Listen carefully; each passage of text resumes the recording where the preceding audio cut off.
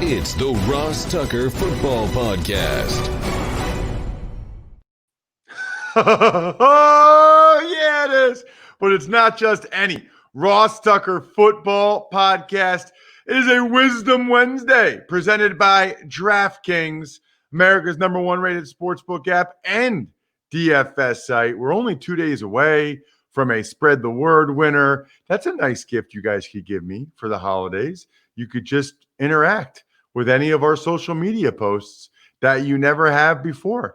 At Ross Tucker NFL or at RossTuckerPod on Twitter or Instagram. My personal Facebook page, facebook.com/Ross Tucker NFL. Or you could interact on the YouTube page, youtube.com/Ross Tucker NFL, and potentially get a cameo style shout out. I just did 2 of them. Right before we started recording the podcast, I just did 2 cameo style shout outs that people pay for. $25 I'm giving away for free. All you have to do is comment on the YouTube page, youtube.com/Ross Tucker NFL. We'll have a sponsor confirmation email winner on Friday. So many good sponsors right now. How about NetSuite, where it's just you just take a free tour of their product. It's a pretty easy free sponsor confirmation email, and you maybe get a little signed press pass. I got Army, Navy, all kinds of awesome ones in the hopper for you guys. Unbelievable how many cool press passes I have that you guys can get in on now at this point and get a true collector's item that nobody else has. It's really that simple. Maybe I'll go over tomorrow all the ones that we still have. Tomorrow or Friday, I'll let you know which ones I still have. Patron shout out. Every day we're still getting a new patron. You guys are keeping the fire alive. I feel like this is like the Olympics, right? Keep the torch alive, keep the torch burning. Every day, Dougal Chestnut, patreon.com/RT Media. It's that simple to be able to get all of our even money bets, all of my power rankings, all of the press box food rankings, all of my Friday picks, all there in black and white. You don't have to write any of them down. You can always access them, and you can interact with the coolest crew I know, the Tuckheads, on our private Slack channel, patreon.com/RT Media. Speaking of coolest people, let's talk to the Zen master, my favorite tea drinking, Zen practicing triathlete, who also is a professor and an agent and the host of the Business of Sports podcast, Andrew Brandt. It's Big Show time. The Big Show. Wow, when I do an intro like that, Andrew, you sound even cooler than you normally are. At Andrew Brandt on Twitter as well. But like I said, the green tea drinking, Zen practicing triathlete who professionally is a professor/agent/writer/award-winning podcast host of the Business of Sports podcast. Speaking of that, Andrew, what do you got on the Business of Sports podcast recently? I'm going to do rants. I'm going to get into some things we may get into here, Ross. Obviously, more about the Wentz contract. I want to talk about some of the non-NFL issues in the business of sports. What's going on in the NBA? Giannis. Did you say Giannis? Giannis Antetokounmpo. Yeah. Giannis Antetokounmpo. In Wisconsin. I'm so proud of myself. You got Giannis. You got Paul George. Yeah, and the whole James Harden thing. I want to talk about that too. So that'll be on the Business of Sports. So I got a small mug today. My big mug's in the but I got some Rishi jasmine tea going here. I'd highly recommend that. On the professor side, I'm grading these days, and I'll tell you this, Ross, as everyone who's worked in academia knows, preparing the exam, giving the exam is the easy part. Grading the exam, that's the hard part, because I want to be true to these students, and you're just reading the same answers over and over. And how are you going to distinguish between one answer and another? And it's a pain. And the downside of being a popular professor is I have big classes. I mean, I have a big class. So I'm reading and reading exams nonstop these days. I have to get them in by tomorrow. Can't you have somebody that does the grading part of it for you? I want to be true to the students. I do have a TA, and she's reading them, but she's not grading them. And I just access her to see, do you see this exam the same way? And usually we do, but I think to be true to the students, I got to read them all and I got to grade them all. And, if they're watching, I'm a pretty easy grader. I'm not going to bust any proverbial balls with grading. I understand sports law is different than what they usually take, and no less serious because of what's happened this year with COVID and everything else. But I get it. On the one hand, I can't imagine wanting to read through all those exams. I had a high school teacher that we figured out didn't actually read them. People would put like random stuff on page 3 or 4.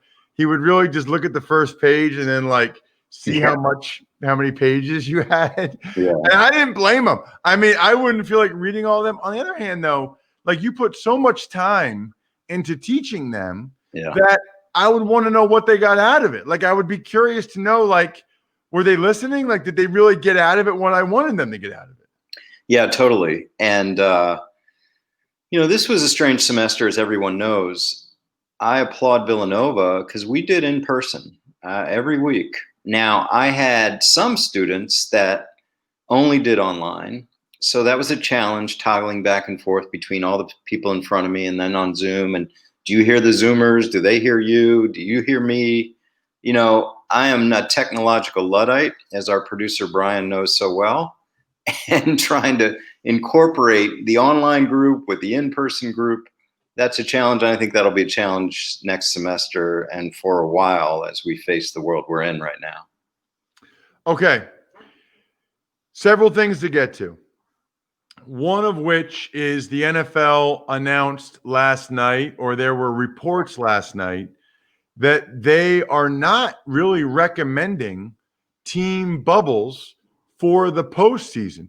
Not only are they not requiring it, but it sounded like, Andrew, from what I read, they're not recommending it because they think what they're doing right now is going pretty well. And if you have everybody in the same place, I guess they're a little bit worried that that could lead to a faster spread, if I read that correctly. I know we don't want the whole segment to be COVID. We've done a lot of that recently, but this is, I thought, significant news that came out last night.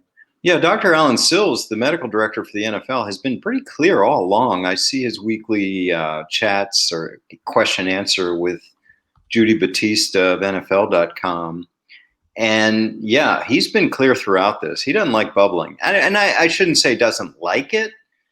He doesn't think it's necessary. He seems to think there are potential negative outcomes from bubbling at least as much from not bubbling, which is a little odd considering we're in a data world right now and data has shown bubbling works. NBA, WNBA, MLS, and of course NHL have all worked. But I think he's maybe concerned about bubbling mid-season rather than starting.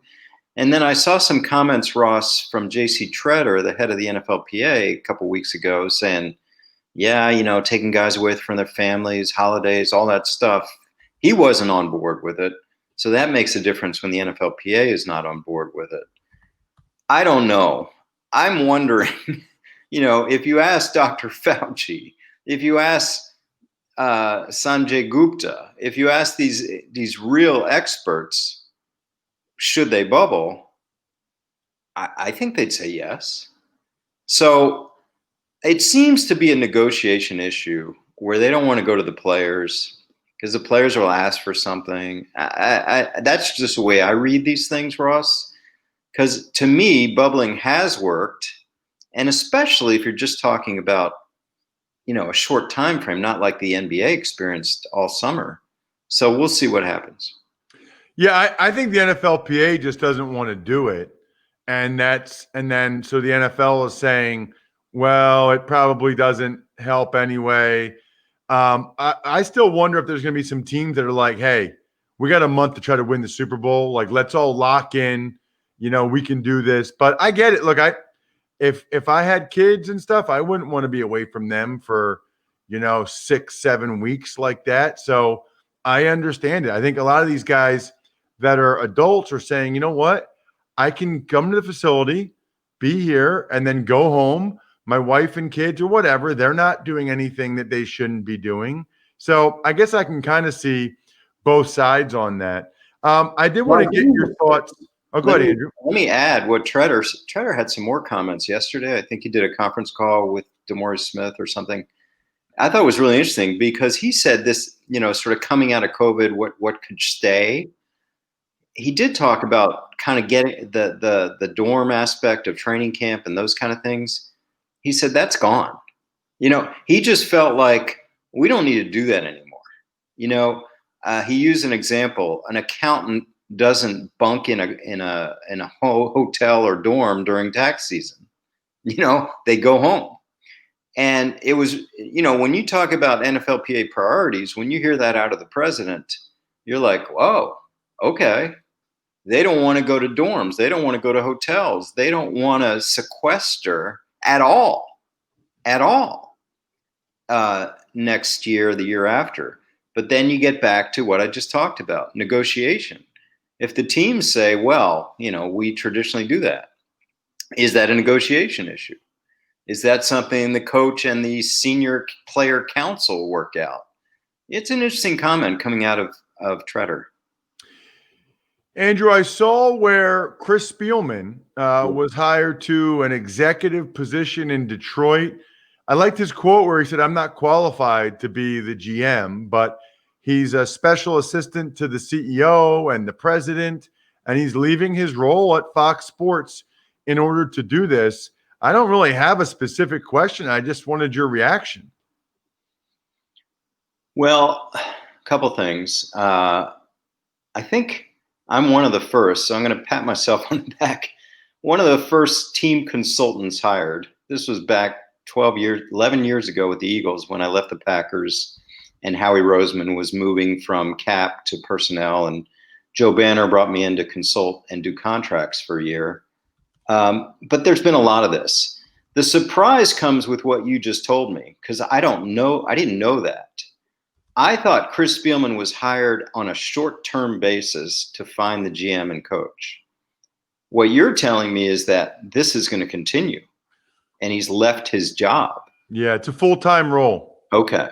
So to me, this is obviously more than consultant. And he's now the, I guess, CEO. And the GM and the coach would be under him, just the way it sounds. And listen, all the voices, people talk about too many cooks in the kitchen. It all can work if same page, all those cliches, good communication, everybody's on the same page. And Chris Spielman, obviously from his TV, seems to me an effective, very effective communicator. So I guess I'm giving it kudos because he brings in people he wants, good communication skills, all on the same page.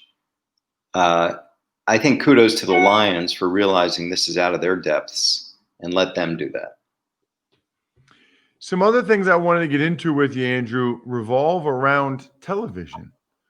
Number one, we're going to have a playoff game that is going to be broadcast on Nickelodeon. I think we talked about this before, but now we've gotten more details that they're going to have like googly eyes on the players and stuff like that. I don't know how I feel about it. I guess I'm going to ask my daughters to watch it and see how they react to it. Well, there's your point. There's their point. Your daughters would never watch, right?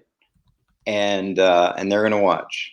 And I've said this many times to you, and I haven't really thought in terms of little kids, but the number one objective for marketing departments in every sports league, and I'll rant on this as well, is attracting younger viewers. That's it. That's their number one. That's the pot of gold at the end of the rainbow.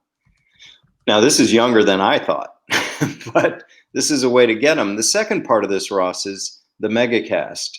We've seen this with ESPN and NCAA championship football games, where you have simulcasts at different channels. And I think that's a wave. I do. I think that's the future. Could be Nickelodeon, could be other ways. What about the more Nat Geo and talk about data, those kind of things. Betting channels. This is the wave I think that's going to come. And this is an example of that. So yeah, good on the NFL for doing this. You just said it. You're going to have your daughters check it out, and there are going to be a lot of parents like you. What's interesting about it is, when you talk about like the megacast or whatever, there are reports out there that the Thursday night NFL package is not that highly sought after. And it sounds like the people, everybody's tried it now, CBS, Fox, NBC, and it sounds like splitting it with Amazon and splitting it with NFL Network, they just don't feel like they're getting the value out of it. I thought that was an interesting note, that you actually have a package, an NFL primetime standalone package that nobody seems to really want, or at least doesn't want to pay what the NFL wants for it. It's an interesting point, because Fox, as we know, quadrupled the price. CBS, NBC had it for a couple of years, and Fox, I think, is paying, I don't know what the number is, 3-point-something billion over 5 years. So it certainly was a valuable property from Fox, but we'll see where it goes. And it's part of the bigger picture, Ross. We haven't heard about serious negotiations with the networks. We have heard about ESPN trying to take over more territory with ABC. So we'll see what happens. So the last thing, Andrew, relates to today, where the NFL owners are reportedly having a Zoom meeting, one of their meetings. And one of the things on the table is whether or not they want to expand the season next year, as they are now contractually able to do with the NFLPA. This is a head scratcher for me, Andrew, like as if those guys are going to vote, no, we don't want a lot more money. Like, what are we talking? Am I missing something? What would compel those guys to possibly say, no, we don't want millions and millions more dollars? No, thank you. I don't know. I mean, our conversations in March and February and March, Ross, I thought and continue to think the union gave away too much with that 17th game. In other words, didn't get enough in return, but now it's locked in starting next year. If they want it for 10 years, they'll take it. But quickly on this meeting, this is the meeting every year that I would go to Dallas every year, and we'd have the meeting. And it's the financial meeting look ahead. So and obviously it's going to be different this year with COVID, but everybody's wondering about 2021 cap, everybody meaning all the people in the NFL, not so, obviously everyone else, players, but NFL executives. And this is where you get the crop report from the NFL Management Council. And it'll be leaked out to the media.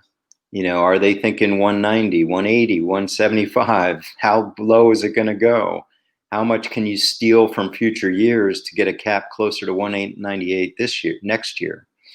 So this will be the information I'll look for coming out of this meeting, which comes out every year from this meeting.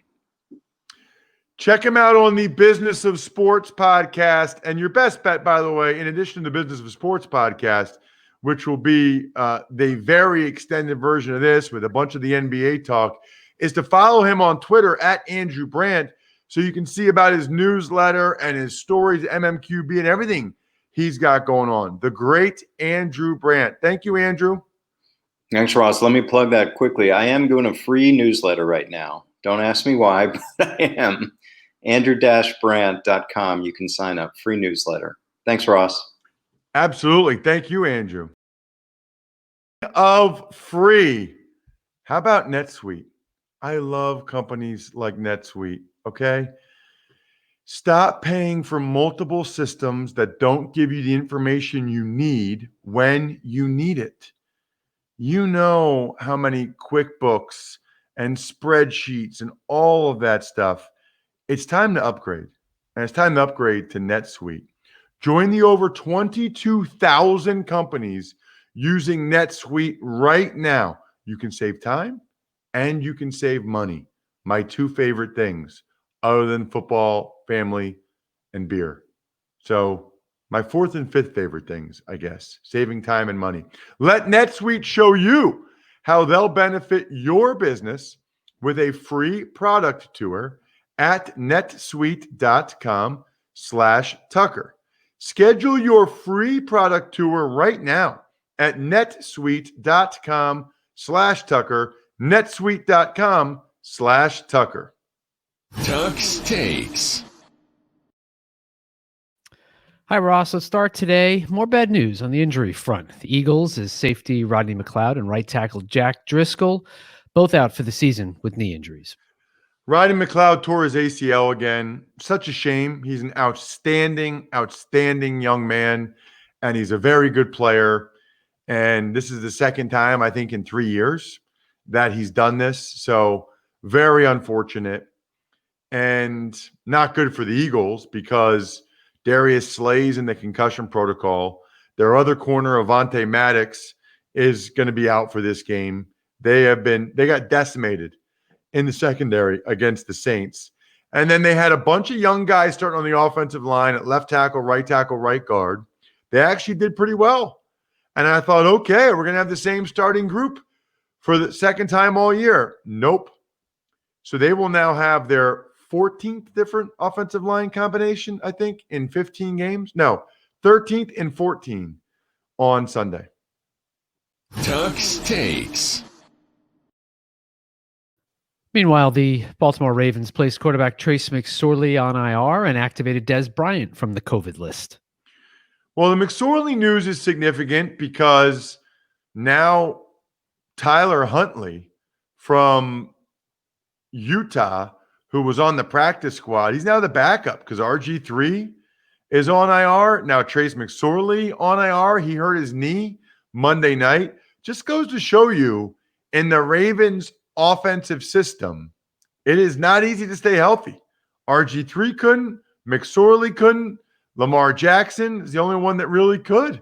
You know, he just got on the COVID list, but he's been able to stay healthy so far. And Des Bryant, I think we're all curious to see what Des Bryant can end up doing. Tuck's Takes. Speaking of the COVID list, Raiders put wide receiver Henry Ruggs on that list, while the Jags also put left guard Ben Barth on theirs.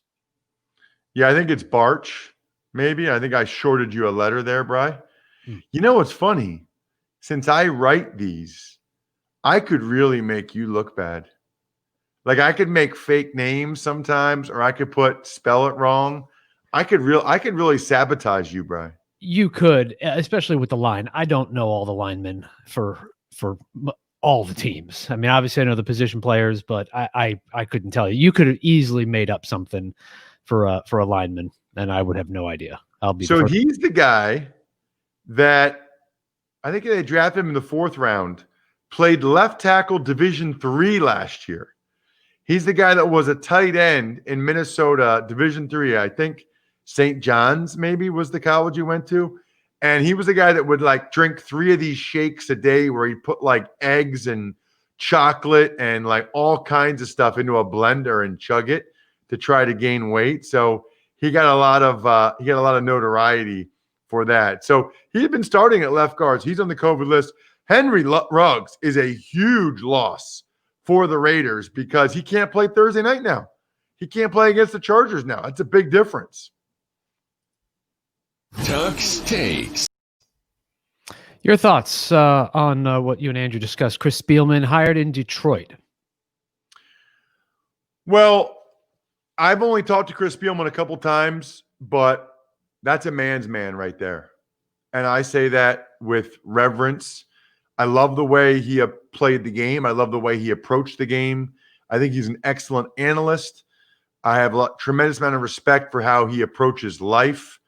If you're familiar with the story of his wife who had cancer and passed away, it's extremely emotional.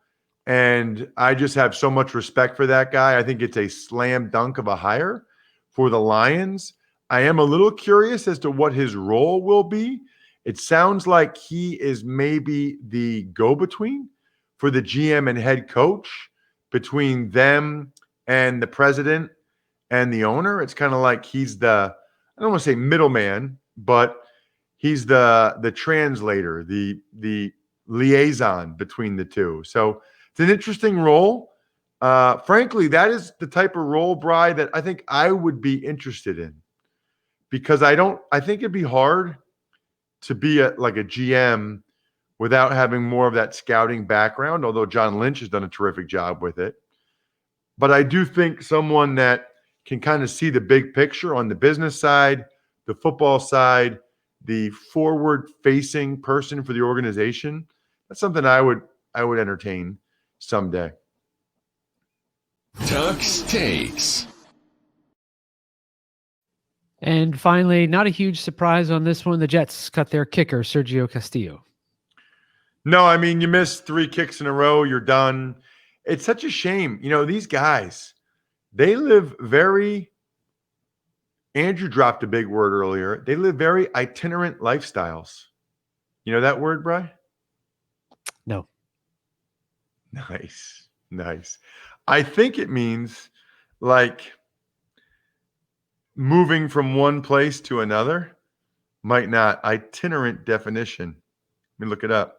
Traveling from place to place. Woo! Genius. I used that correctly in a sentence, in context. Boom. So anyway, as I was saying so eloquently, it's a very itinerant lifestyle for these kickers. They have a chance to stick if they play better, but as soon as they miss multiple kicks, they are on the road again, and their itinerant lifestyle, Bri, continues. Speaking of itinerant, no real segue to tell you that myfrontpagestory.com is the greatest holiday gift of all time, or Valentine's Day, or Mother's Day. I don't know if people don't feel the same way I do.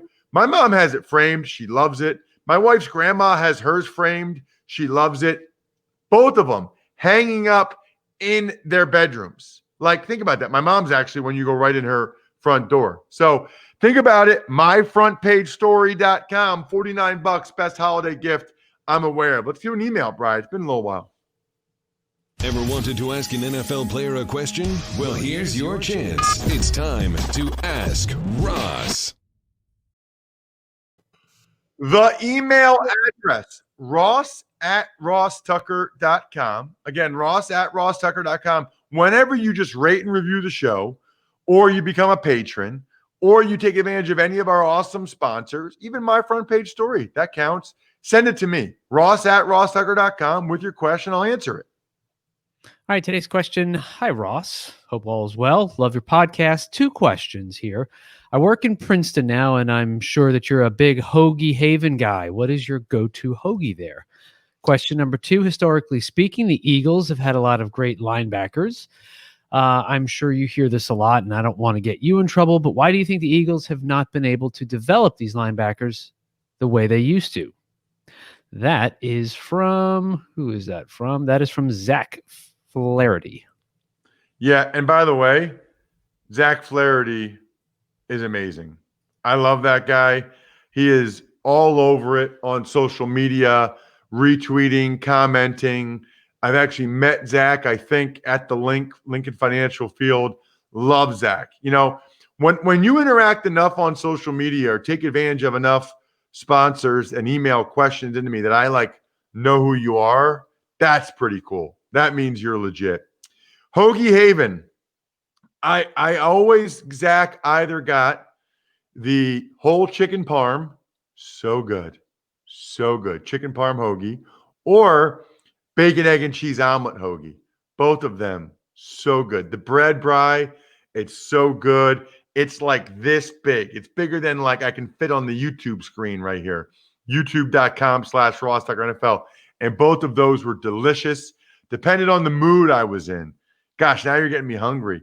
As for linebackers, I just don't think that the Eagles have devoted as many resources to it, right? Like they haven't really signed a big free agent and they haven't really drafted as many as they used to. Now, this past draft, they drafted Davion Taylor and Sean Bradley. So maybe one of those guys will develop. I think Alex Singleton and TJ Edwards show a lot of promise, but I just don't think it's been something that they've prioritized is the answer, Zach. And they haven't because they don't think it's as important as the defensive line. And by the way, they're right. They don't think it's as important as the secondary. And I would say they're probably right there as well. Good questions. Love them. By the way, Even Money podcast later today on a Wednesday. The GC, Greg Cosell tomorrow. College Draft is already up. Both episodes of the Fantasy Feast podcast are already up. Shout outs to Pizza Boy Brewing. How about Pizza Boy Brewing? They're getting some heaters so you can still eat outside there. I love it. Great work by them. DynastyFreaks.com. Justin Christopher is the man. This is our last month talking about them for a while. If you're into fantasy at all, please check out DynastyFreaks.com. It's awesome. I believe Sporticulture is an amazing holiday gift for someone that loves football that you're not sure what to get them. Love it. SteakhouseSports.com. Very cool concept from Chris Aronchik. And Vision Comics with an X. Look, I'm not a big comics guy, but people like Tuckheads J, one of our patrons, patreon.com/RT Media, he tells me Vision Comics with an X is absolutely legit. And that's good enough for me. Please spread the word via social media. Please rate and review on Apple Podcasts or however you listen. Please download on multiple devices. All of that is a great thing for us. We appreciate it. I think we're done here. Thanks for listening to the Ross Tucker Football Podcast. Make sure to also subscribe to the Fantasy Feast, Even Money, Business of Sports, and College Draft. All available at Apple Podcasts, RossTucker.com, or wherever podcasts can be found.